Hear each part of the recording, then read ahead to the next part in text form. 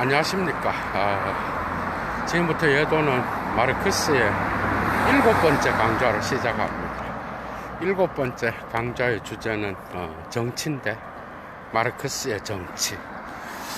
마르크스의 사유에서 정치와 경제는 분리될 수 없습니다. 그죠?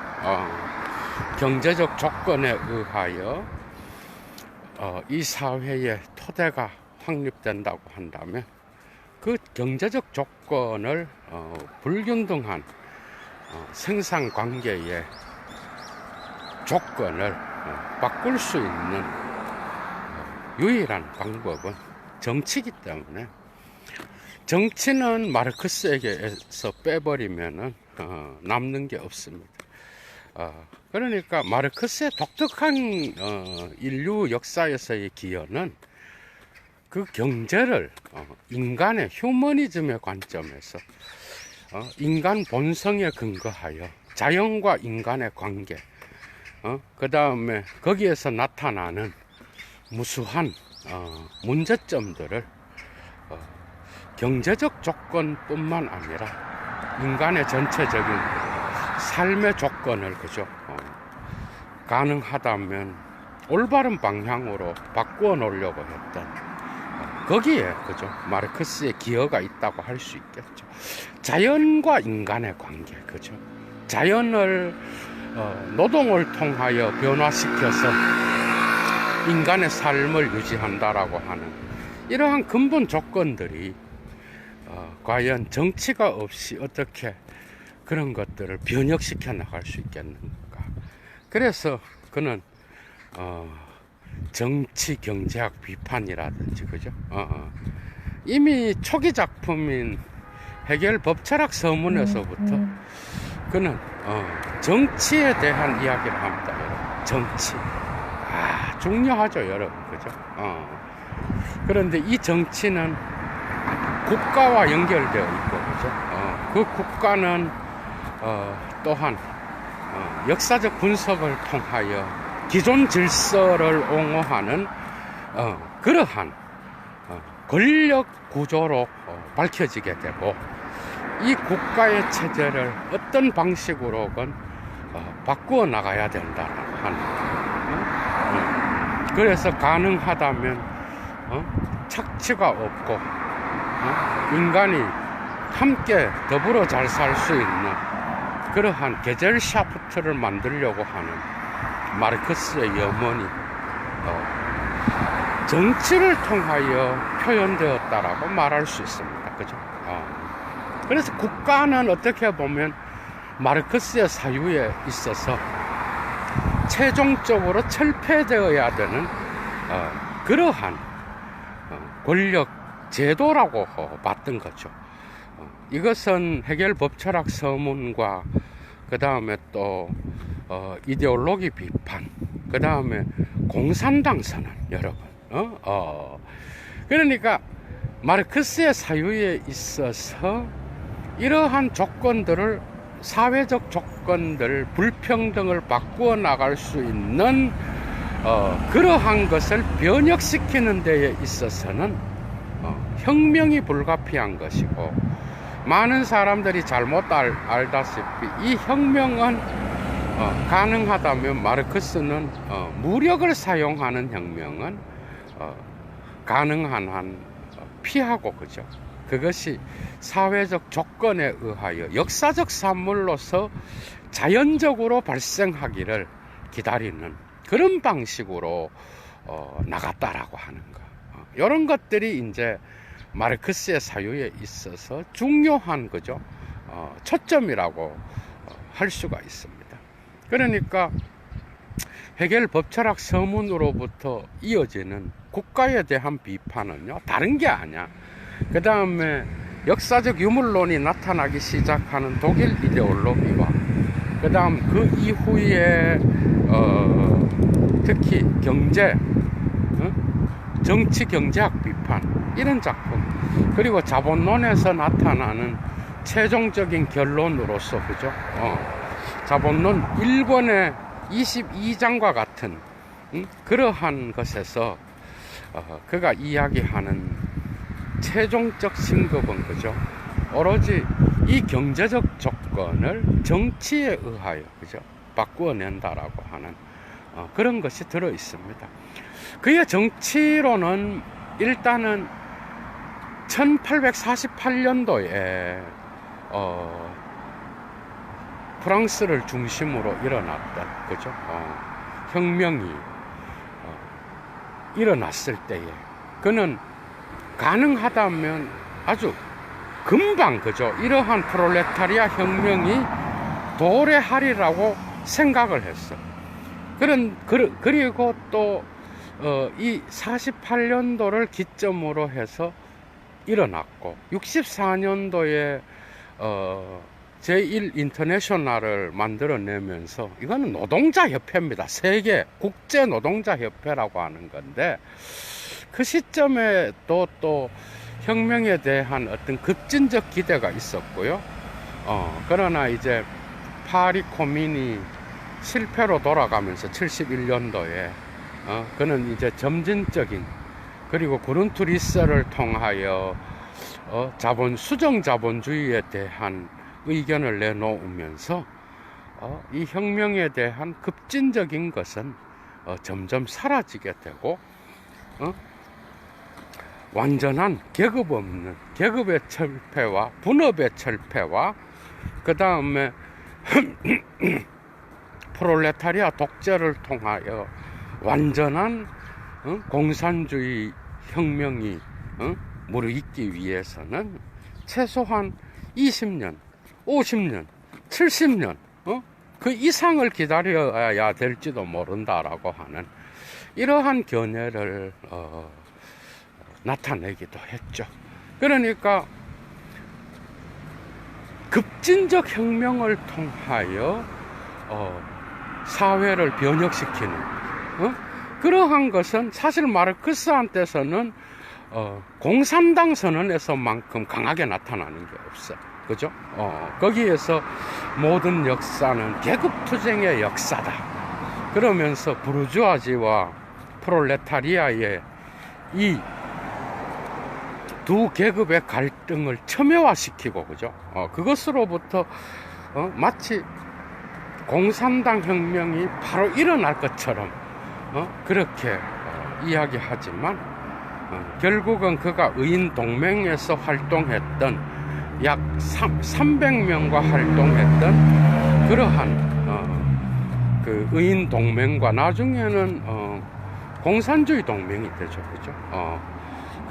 거기에서 활동하면서 이제 또 독일로 돌아가서 활동하다가 혁명이 실패하자 또 추방되잖아, 그죠? 그는 프랑스, 벨기에, 그 다음에 독일, 곳곳에서 추방을 당했습니다, 여러분. 그 결국은 도착한 데가 바로 영국인데, 영국으로 돌아가서 보니까 이러한 자본주의에서 나타나는 공산당 선언에서 예견했었던 부르주아지와 그 다음에 프롤레타리아의 양극적 대립의 어떤 그 강렬함이 영국 자본주의 사회를 보니까 노동자 계급 안에서도 귀족이 있고, 그리고 노동자들의 어떤 그러한 그 영국의 어떤 그 당시에 세계의 제국주의적인 어떤 형태를 통하여,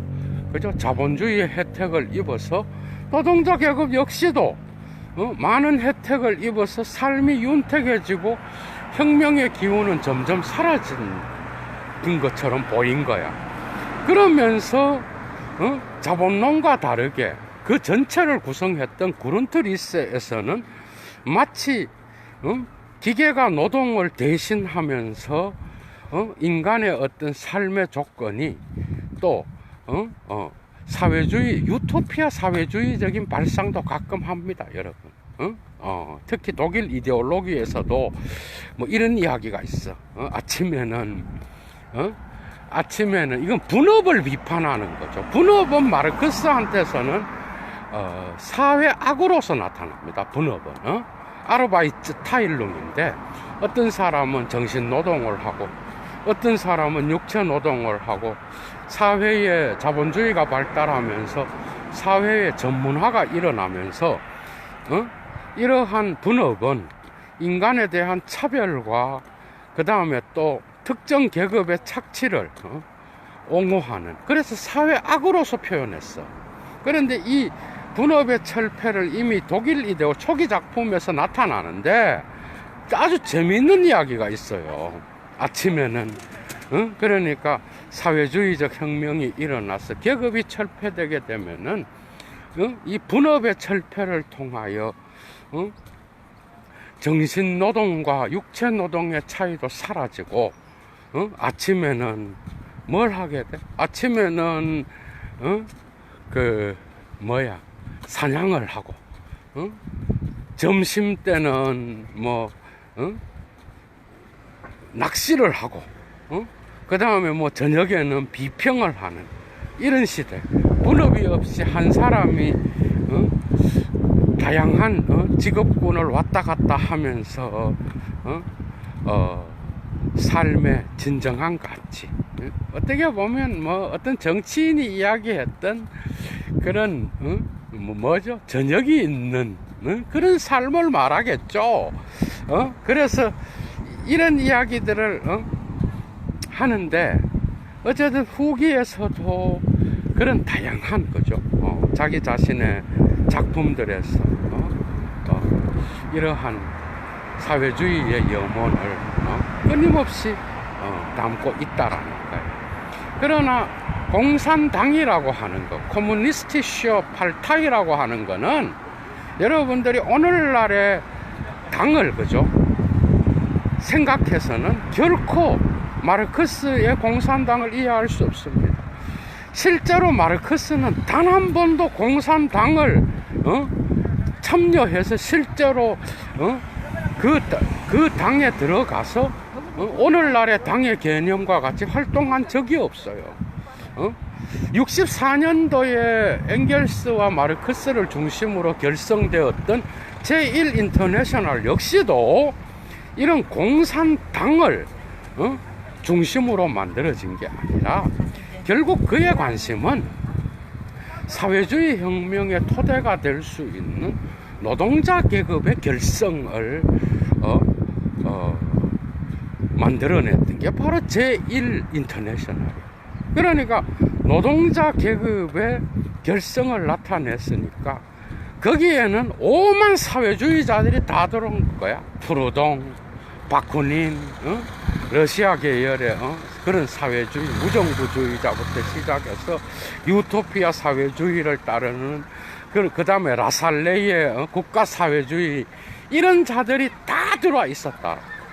그러니까 마르크스가 공산당을 만들어서 당 활동을 통하여 자기가 그러한 혁명을 만들어낸 이러한 활동은 그는 거의 하지 않았어요. 그는 기껏해야 의인동맹을 결성해서 벨기에의 시대에 48년도에 혁명을 기점으로 독일로 돌아가서 부르조아 사회, 그죠? 부르조아적 혁명이 결국은 독일에서의 이러한 혁명들이 유럽 전체에서 일어났죠. 그런 혁명들이 나중에는 프롤레타리아 혁명의 토대가 될 것이다 라고 하는 이런 염원들이 공산당 선언에 있었다라고 하는 거죠. 그죠? 그러나 그는 오늘날의 당이라고 하는 개념, 그러니까 오늘날의 우리가 사용하는 민주당, 공화당, 이런 당 개념이 그 시대에는 이제 형성되는 시기였고, 그래서 그런 당을 공산당이라 그래서 그가 공산당을 결성하여 그 시대에 정치 활동을 했다, 이렇게 나가는 건 착각이에요. 죽고 나서 제1인터내셔널을 기점으로 해서 영국과, 그죠? 영국과 특히 북아메리카, 미국 쪽에 서구 유럽 전통에 있었던 그 국가들에서, 그죠? 노동당이 나타났다라고 하는 것은 전적으로 마르크스와 엥겔스의 기여입니다, 여러분. 그러나 마르크스가 살아생전에 그러한 당을 만들어서 활동을 하고 그 필요성은 인식을 했지만은 그 노동자 당이 있어서 이런 전 세계의 노동자 계급을 결성해서 이런 사회주의의 혁명의 토대를 만들어야 되겠다라고 하는 것은 그가 생각하고 있었지만은 실제적으로 정당 활동을 했다, 이거는 아니라는 거지. 이해가 되죠? 그래서 그 공산당 선언을 하게 되면서 48년도에 급진적 혁명을 그는 잠시 믿었던 시기가 있었다라는 거예요. 그러면서 영국으로 49년도에 완전히 이제는 이주하게 되면서 거기에서 나타나는 자본주의적인 실상을 실제로 보게 되었겠죠.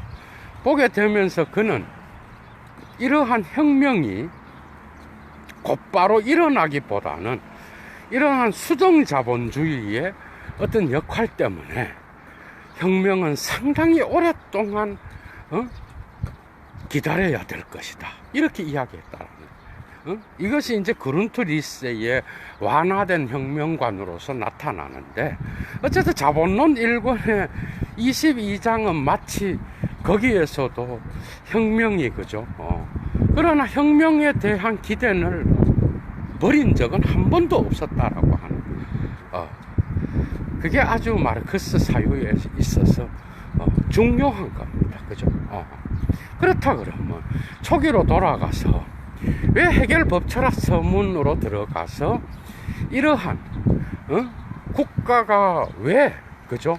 왜 국가가 타도의 대상이며 이 국가가 바로 혁명에 대한 최초의 목표로서 없어져야 될 거냐라고 이야기를 한 이유는 그 국가에 의해서 기존 질서의 어떤 자유민주주의라고 하는 기존 질서의 부르주아 사회의 토대가 인정되고 있었는데, 거기에서는 결코 노동자들의 어떤 그러한 사회적 조건을 고려하지 않고 그것을 승인하는 그러한 관료주의와 그죠? 그 다음에 또 거기에서 나타나는 시민사회의 부조리를 덮고 있었다라는 거예요. 이게 가장 결정적인 거예요. 그래서 역사적으로 국가는 그의 유물론적인 변증법적인 이론에서도 보면은 독일 이데올로기와 그 다음에 또 경제철학 수고, 또 정치 경제학 비판, 이런 데서 나타나는 그의 어떤 그 변증법적 역사적 유물론에 대한 개념을 우리가 살펴볼 때는 이 국가는 분업을 통하여 그죠? 확고해진 그러한 경제활동, 계급투쟁의 자유로운 투쟁을 가로막고 특정 계급이 또 다른 계급을 착취하는 방식으로 그것을 침묵하면서 그 국가의 어떤 부를 축적해 나갔다라는 거야. 그러니까 국가에 대한 반감은 다른 게 아니라 특정 계급이 또 다른 계급을 억압하고 착취하도록 유도하고 그것을 제도적 장치로서 승인하고 있는 게 바로 국가임을 그는 청년 해결주의 안에서도 보게 되었고, 그가 자기 스승으로 모셨던 해겔의 철학 안에서도 이러한 국가주의의 승인을 보게 되었다라는 거야. 그래서 고대로부터 올라가서 아시아의 고대 사회로부터 유럽의 고대 사회, 중세, 근대를 연구하다 보면서 보니까 그 역사의 발전에는 언제나 국가가 있었고, 그 국가는 그 시대의 기존 질서의 조건을 이루었던 생산관계와 생산력, 그러니까 생산수단을 언제나 장악하여서 장악한 그 집단을 옹호하면서 자기를 자기 자신의 권력을 유지해왔다라는 걸 밝혀내는 거예요. 그래서 그 분업은 철폐되어야 되는 이유가 이 분업에 의하여 인간의 이기심이 발동했고, 그죠? 인간의 차별화가 이루어졌고, 자연과 인간의 관계의 왜곡이, 이 분업을 통하여 일어났다라는 거예요. 그래서 분업을 사회 악으로 본 거예요, 여러분. 이런 것들은 다 오늘날 마르크스의 순진한 관점으로 들어가는데, 그러나, 이건 나중에 이제 예도가 오늘날의 마르크스의 의미라는 제목으로 따로 강좌를 열겠습니다. 일단은 마르크스의 사유를 따라가. 그러나 마르크스는, 이러한 왜곡과 소외, 엔트프렘둥, 인간에 대한 착취, 자연으로부터 소외됨, 이런 것들은 그 인간의 직업적 전문화에 의하여 오히려 고도로, 그죠? 발전되게 되었다라는 거예요. 여기에 국가는 언제나 이 기존 질서에 힘 있는 자들의 생산 수단을 승인하는 도구로서, 지배의 도구로서 작동하게 됐다라는 거. 이게 바로 해겔 법철학 비판에서 했던 이론이고, 이걸 통하여 그의 경제철학 수고와 독일 이데올로기에서 역사적 유물론을 이야기하면서 강하게 나타나게 되었다라는 것. 그리고 또한 그 뒤에 출간되었던 정치 경제학 비판에서도 상부구조와 하부구조의 관계를 이야기하면서 이러한 국가의 어떤 그 이데올로기적인 그러한 생산, 그래서 특정 계급을 옹호하고 다른 계급이, 그러니까 그 특정 계급은 소수인데 그 소수에 의해서 다수의 계급인 그 시대의 그 프롤레타리아, 그러니까 그 사회의 피착취 계급, 피지배 계급을 착취하는데 침묵했다라는 거야, 국가는. 종교는 여기에 이데올로기적으로 서포트했다라는 거예요. 그렇게 되니까 이 구조를 바꿀 수 있는 길은 정치적인 어떤 의식화를 통하여 그 의식화를 통하여 정치적 의식화를 통한 혁명을 통해서만 이러한 구조를 바꿀 수 있다라고 하는, 그래서 하부 구조에 의해서 사회가 돌아가고, 그 사회의 결정적인 조건을, 물질적 조건이 바로 상부 구조를 만들어낸다고 그랬잖아. 그런데 이거는 되게 순진한 이론이에요, 이렇게 나가는 거는. 그러니까 이런 구조가 문제가 생길 때는 결국은 정치가 나타나서 그 구조를 바꾸어 놨다라는 거야. 그게 마르크스의 전체적 사유 안에서는 하부 구조가 중요하고 상부 구조가 결정됐다라는 거는 이데올로기적인 걸 폭로하기 위한 구분이에요. 그러니까 이 부분은 어떻게 읽어야 되는가 하면은 상부 구조와 하부 구조의 어떤 그러한 관계에 의해서 역사는 발전해 왔는데, 그것의 근원을 이루었던 것이 생산관계와 생산력의 어떤 조화와 부조화의 어떤 특징이 역사의 발전을 이루었던 토대인데, 상부구조는 이것을 은폐하고 그냥 자기 자신의 정신노동이 이러한 사회 전체를 이끌고 가는 것처럼 이데올로기적으로 왜곡된 발상을 갖고 있었다라는 거지. 막스는 이거를 그게 아니라 사회 구조의 토대는 바로 이 경제 구조라고, 사물의 조건이라고 하는 것을 폭로했다라는 거야. 그러나 이러한 폭로를 통하여 마르크스가 이야기하려고 했던 거는, 그러면 상부 구조가 필요 없느냐? 그게 아니라는 거예요. 그게 정치와 경제의 관계는 상부구조, 하부구조로 나눠서 정치는 경제적 조건 아래에 포섭되어 간다. 그래서 경제구조에 따라서 정치는 달라진다. 오케이. 그러나 마르크스는 또한 이 정치에 대한 조직을 통하여서 사회혁명이 가능하다고 주장하고 있는 것처럼 보입니다. 이 점에서 정치는 때로는 경제구조 위에서, 그죠?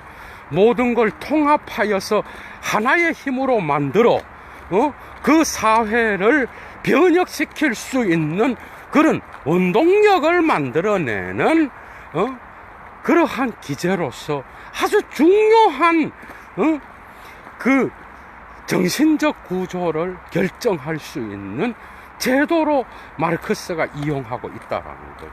이해가 되죠? 그러니까 그 조건을 규합해서 노동자들이 48년도에 실패하게 된 이유가 뭐예요? 혁명이. 그걸 마르크스가 볼 때는 노동자들의 단결이 없었고 그들의 의식이 아직은 혁명을 일으킬 단계까지는 도달하지 못했다라는 거 아니야? 그러니까 자기가 나타나서 자기의 정신을 갖고 그 원인이 뭐고 그 원인을 찾아내서 올바른 혁명의 과정으로 갈 수 있는 거는 이 플로레타리아의 의식이 깨어나야 된다. 자기들의 역사의 주인은 상부 구조에서 놀아나는 정신 노동자들이 아니라 이 사회의 사물의 조건을 형성하는 자기들 자신임을 의식화를 통하여 일깨워야 된다. 여러분, 이해가 돼요? 그러니까 하부 구조의 유물론 이래가 하부 구조가 좀 이게 아니라고요. 그래서 그 의식화와 단결과 연대가 부족했기 때문에 48년도의 혁명은 실패했다. 그래서 자기 자신의 의인 동맹으로부터 나타난 공산주의 동맹을 해체해버려요. 영국으로 들어가기 전에. 그래서 영국으로 돌아가서 이제 64년도에 세계 노동자 대회에 보면은 쉽게 설명하면은 그게 바로 제1 인터내셔널. 오늘날 바디우가 참여하고 지잭이 참여하는 그게 몇 인터내셔널인지는 저는 제5 인터내셔널까지 있는 것 같아요. 이 인터내셔널은 마르크스가 죽고 1880년대 말에 결성된 엥겔스 중심으로 나타난 그게 제2 인터내셔널이잖아. 그죠? 그러니까 제1 인터내셔널을 조직하면서 그게 자기 자신의 공산당에 소속되어 있는 자들이 주인이 되어서 다른 당원들, 사회주의 당원들을 지배하는 구조가 아니었어요. 그러니까 그는 공산당을 자기 인터내셔널에 끌어들여서 계속 활동한 게 아니야. 오히려 제1 인터내셔널의 주인은 노동자입니다, 여러분. 그러니까 오히려 마르크스는 이런 노동자들이 주체가 되어서 의식화가 되어서 자기 자신들의 주체적인 그러한 사회 안에서의 주체적인 의식으로서 태어나기를 기다렸고, 이러한 국제연맹, 국제노동자협회라고 하는 이 세계 대회를 결성하면서도 그는 단 한 번도 자기 사람을 심어주고, 그래서 자기 사람들이 주인이 돼서 이걸 붙잡고 그 다음에 이 연대를 통하여 자본주의 사회의 혁명으로 나아가는 이런 것들을 추구했다기보다는 오히려 그 협회에 참여한 노동자들이 주인이 되어서 오히려 그 제1 인터내셔널은 마르크스에 의해서 민주적인 제도였어요, 여러분. 제대로 알아야 된다니까. 그러니까 사람들이 다수가 뽑아서 회장을 결정하고 다수가 뽑아서 그 인터내셔널의 조직의 그런 간부급들을 결정했다니까, 여러분. 마르크스가 관계하여 지가 만들어냈다 그래서 지 주변에 푸르동당, 그 다음에 푸르동 분파, 그 다음에 또 바쿠닌 분파, 그 다음에 또 라살레 분파, 그 다음 곳곳에 여러 가지 분파가 있었잖아요, 여러분. 그 분파에서 자기 사람이 심어놓고 제1인터내셔널을 이끌어간 적이 한 번도 없어요. 오히려 그는 제1인터내셔널의 주인이 노동자고, 그 노동자를 대변하는 사람을 뽑는 데는 그 구성원들 전체의 어떤 선택에 의해야 된다라고 오히려 민주적으로 그것을 운영했다라는 거예요. 물론 독일과 파리의 전쟁을, 독일과 프랑스의 전쟁을 통하여, 그죠? 71년도에 파리 코민이 실패하면서 그 뒤에 76년도에 제1인터내셔널이 해체되게 되었지만은, 어쨌든 그는 자기 자신의 처음부터 끝까지 바꾸지 않는 게 하나가 있다면, 이 사회에서 프롤레타리아 계급의 착취는 사라져야 되고, 이 사회의 어떤 올바른 그러한 인간성에 근거한 사회학은 바로 계급이 없는 그런 사회, 차별이 없는 사회, 그 다음에 또 이게 마르크스의 염원이죠. 그런 사회가 오진 않았지만, 예도가 다음 시간 이야기하겠지만, 그러나 우리가 마르크스로부터 배울 수 있는 것은 바로 더 나은 사회를 향하여 투쟁하는, 자본주의 사회는 이런 거다. 그래서 자본주의의 주인들이 자본주의 사회의 자유민주주의 국가다. 그러면서 자유로운 경쟁을 이야기하고, 그러면서 그 경쟁의 토대가, 그죠? 이미 가진 자들의 입장에서 반은 따먹고 들어가는 경쟁인 거예요, 여러분. 이미 밝혀졌잖아요. 그러한 사회적 부조리가 일어날 때마다 마르크스의 유령이 데리다와 들레주와 미셀 푸코의 또 다른 방식으로, 그 다음에 또 오늘날 바디유와 지적을 통하여 드러나는 그것은 이러한 기존 질서에 침묵하지 말으라는 거예요. 그래서 거기에서 나타나는 부조리를 수정하고 거기에 대하여 더 나은 사회로 나아가는 그러한 운동이 필요하다라고 하는 이러한 인식이 자리하는 곳에는 마르크스는 죽지 않았습니다. 오늘날도. 이건 예도가 오늘날의 마르크스라는 제목으로 이야기해야 될 이야기지만은 이해가 돼요, 여러분.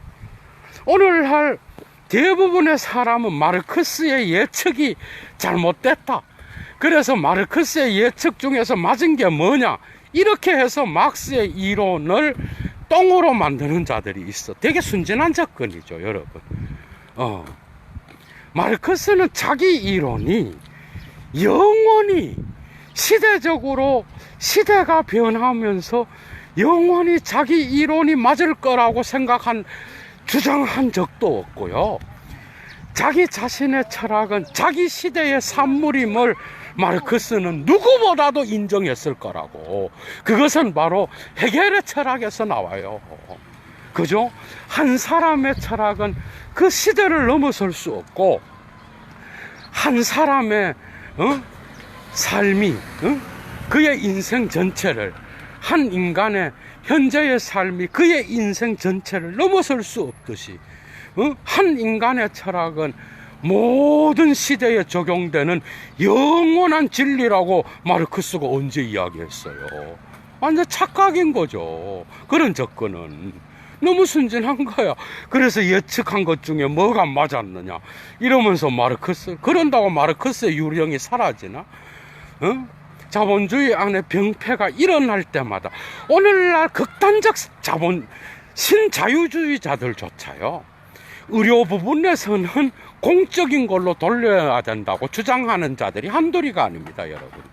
이해가 돼요? 자본주의의 경쟁 구조에서 나타나는 모순이 일어날 때마다 마르크스의 유령은 어디에서나 나타난다니까, 여러분. 대단한 거죠. 그렇죠. 그러니까 더 나은 사회를 향하여 노력하고 투쟁하는 거, 이거는 막스가 가르쳐 준 겁니다, 여러분. 전부 다가 자본주의 사회의 구조가 승리를 거두었고 여기에 다 맞춰야 되고 복종해야 된다 그럴 때 막스가 일어나서 자본주의 사회의 항복판에 들어있는 그 존재의 균열을 숨기고 있는 그들의 어떤 무의식을 폭로했다라는 거예요. 위대한 겁니다, 여러분. 그러니까 그 정치는 언제나 혁명과 관련되어 있었고 마르크스는 언제나 그 혁명이, 그죠? 때로는 공산당 선언을 할 때는 가끔은 무력에 의하여 혁명을 이야기할 때도 있었어요. 이건 오해입니다. 그 이유는 그 당시에 러시아에 대한 신뢰에서 나타나는데, 러시아는 그 당시에 짜르 황제의 어떤 그런 지배계급 속에 있었기 때문에 여기에 대한 철폐는 도무지 가만히 있어 갖고는 혁명이 불가능하다라고 봤을 때 가끔 무력을 이야기하기도 했습니다. 그러나 대부분의 곳에서, 심지어는 프랑스 혁명에서 자코뱅당이 무력을 사용하여 자기 자신의 적들을 물리친 것에 대하여 마르크스는 목소리를 높여서 비판했어요. 뭐 이것만 있어? 벨기에의 의인 동맹으로 이루어졌던, 나중에 공산주의 동맹으로 변화되었던 약 300명의 비밀 결사 조직에서 바이틀링이 이런 자본주의 질서에서 혁명은 곧바로 일어나야 된다, 이런 이야기 했잖아. 그런데 곧바로 일어나야 된다라는 그것 때문에 마르크스가 뒤로 물러나면서 혁명은 곧바로 일어나는 게 아니라 사회 경제적 관계가 무르익어야 된다라고 본 거예요. 그게 사회 경제적 관계의 그 조건에, 그죠? 혁명의 단계가 무르익을 때까지 기다려야 된다는 것이 막스의 이론이었고, 그 다음에 또 그 역사적 유물론의 개념을 벗어나서 그냥 감정적으로 맞서는 무정부주의자들도 싫어했고요. 그래서 바쿠닌의 무정부주의를 통하여 끊임없는 논쟁을 하잖아요, 나중에. 인터내셔널 회의에서도 그렇고. 그리고 또 여러 가지 곳에서 무력으로 여러분들이 막스를 제대로 알아야 되는 거예요. 무력으로 이 혁명을 완수하는 것을 막스는 대부분의 작품과 그의 강령들에서 그는 반대했습니다, 여러분. 오히려 그는 지금 현 상태에서의 자본주의 사회가, 그죠?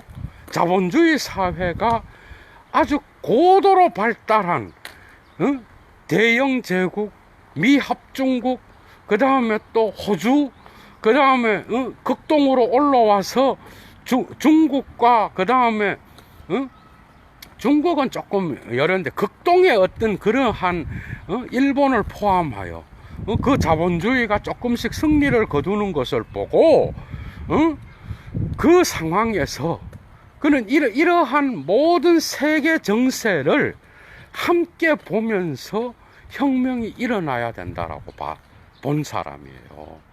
그런데 무력을 사용하여, 그러니까 이러한 전 세계적, 전 지구적 자본주의에 발달한 그런 나라들이 역사적 유물론의 관점에서 어느 시점에서는 저절로 혁명이 일어날 것이라고 이야기한 적도 있어. 이해가 돼요? 그리고 그 혁명은 반드시 그 혁명의 기간이 무르익게 되면은 저절로 그리고 그 역사가 인간의 계급의 갈등을 통하여 나타나는 그런 모순 속에서 경제의 자본주의의 위기 속에서 저절로 역사가 요청될 것이다, 이렇게 봤다라는 거예요. 그래서 막스는 이런 것들을 무력을 사용해서 있는 놈을 다 빼앗아 갖고 없애자, 이거는 프롤레타리아 독재도 레닌의 해석과 스탈린의 해석과 마오쩌둥과 김일성의 해석은 완전 달라요, 여러분. 마르크스는 오늘날 이 공산주의 사회에서 일어나는 일당 지배체제의 어떤 이러한 프롤레타리아의 독재를 이야기한 적이 없어요, 여러분. 단 한 번도. 일시적으로 이러한 혁명 후에 일시적으로 자본주의적 잔재들이 남아있을 것이다. 이 잔재들을 조금씩이라도 그 잔재들이 사라질 때까지는 공산당이라고 하는 프롤레타리아의 노동자 계급을 중심으로 하는 그 당이, 그죠? 프롤레타리아 독재를 통하여 계급 없는 사회를 완전히 완성할 때까지 잠정적으로 이런 독재를 딕타투라라고 하는, 이거 로마 사회의 어떤 그러한 구조입니다.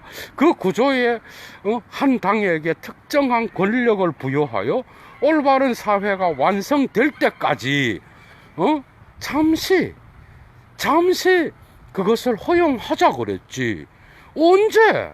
언제 영원한 지배를 이야기하여서 또 다른 계급과 또 다른 인간을 살해하라고 언제 이야기했냐고.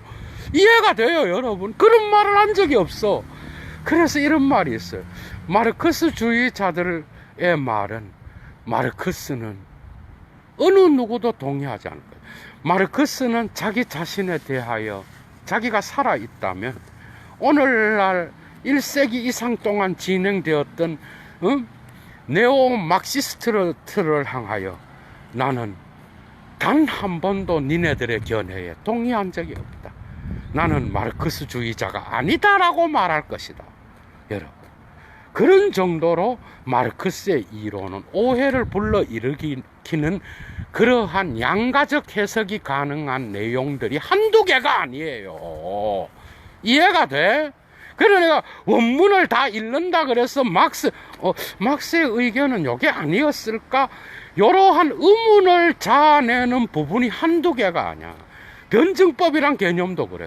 거기서 주체와 객체의 어떤 통일을 이야기하는데, 거기서 주체와 객체의 통일에서 계급 없는 사회로 가게 되면서 그 객체가 주체와의 통일을 이룰 때 어떤 방식으로 통일을 이루어야 되는지에 대한 해석을 놓고 여러 사람들의 의견이 갈릴 수 있는 것이고요. 그 다음에 사회주의와 공산주의의 어떤 그러한 이론들을, 그죠? 마르크스가 이야기를 했지만은 거기에 대하여 프롤레타리아의 독재라는 개념이라든지, 그 다음에 그가 가끔 수정자본주의를 이야기할 때, 그죠?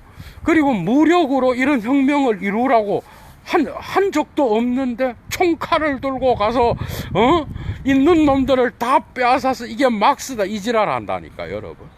얼마나 웃기는지 몰라. 이런 오해들, 이런 것들은 막스랑 전혀 상관없는 거예요. 언제나 사회주의는 자본주의의 부정에 대한 결과로서 나타난다 그랬지. 마르크스가 언제 자본주의가 잘 나가고 있는데 거기에 가서 총칼을 들고 빼앗아라 그런 적 한 번도 없습니다.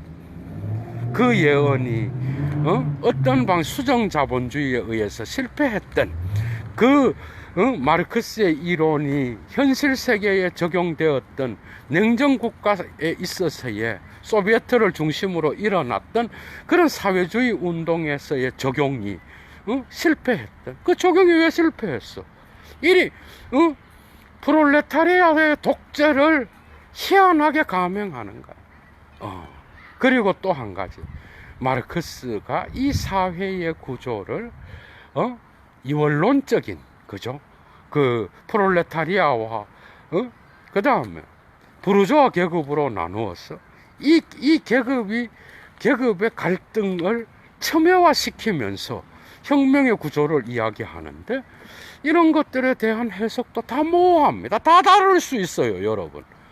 그러나 어찌됐든 알티세르를 통하여서든 바디우를 통하여서든 지적을 통하여서든 이 사회의 불균형이 나타나는 곳에, 데리다를 통하여서든 그저 이 사회의 실업의 사태가 일어나는 곳에, 이 사회의 가장 어두운 곳에 있는 자들의 착취가 일어나는 곳, 일어나지만 침묵하는 곳에, 그리고 인간에 대한 인간의 투쟁이 너무나 극렬해져서, 그죠?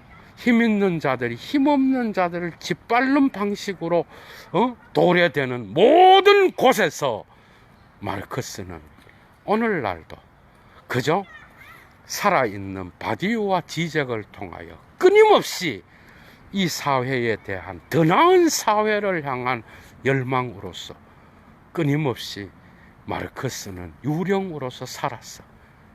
데리다의 입을 통하여 우리들에게 전달되고 있습니다, 여러분. 그 정치는 다름이 아니라 이러한 사회주의 이념, 자본주의 이념을 떠나서 인간에 대한 휴머니즘으로부터 시작되었다라고 하는 것 반드시 기억하시고요.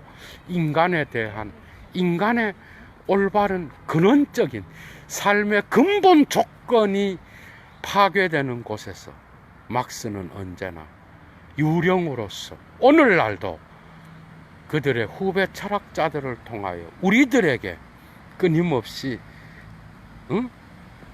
잊혀진 그러한 망각을 일깨우면서 우리의 양심을 향하여, 그죠? 예언자적 목소리로 선포할 겁니다. 그죠? 그게 바로 마르크스예요, 여러분. 자, 여도는 이제 물러갑니다. 마르크스의 정치 9번째 강좌였습니다. 추스!